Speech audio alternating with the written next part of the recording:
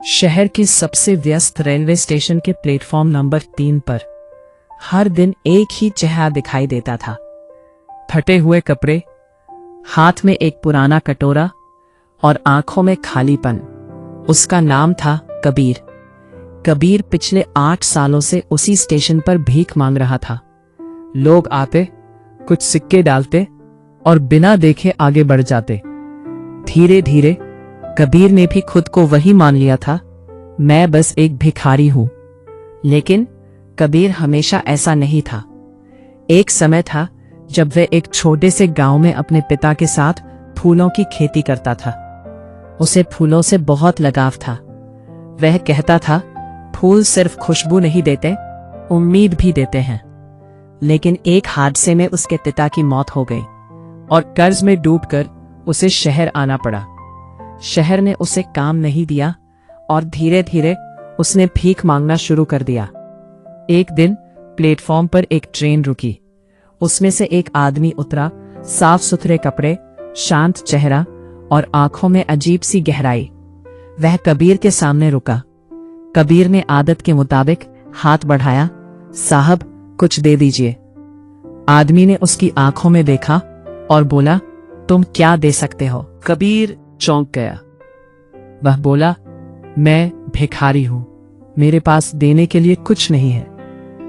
आदमी ने शांत आवाज में कहा, तो फिर लेने का भी हक नहीं है, और वो चला गया। ये शब्द सीधे कबीर के दिल में उतर गए।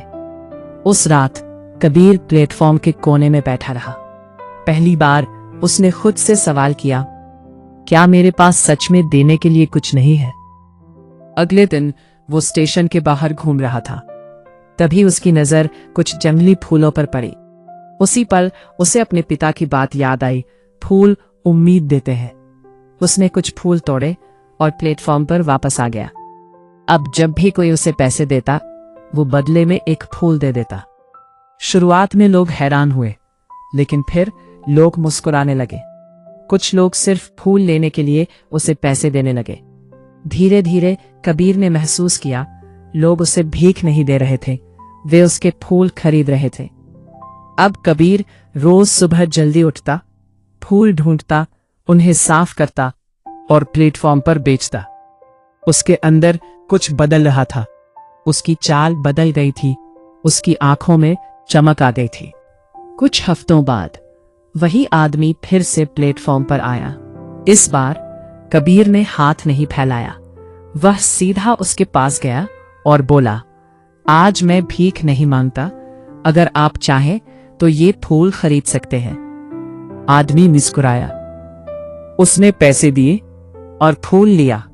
फिर बोला, अब तुम भिखारी नहीं रहे। कबीर ने पूछा, तो मैं क्या हूं? आदमी बोला, तुम व्यापारी हो, और उससे भी ज्यादा तुम अपनी जिंदगी के मालिक हो। ये शब्द कबीर के अंदर आग की तरह जल उठे।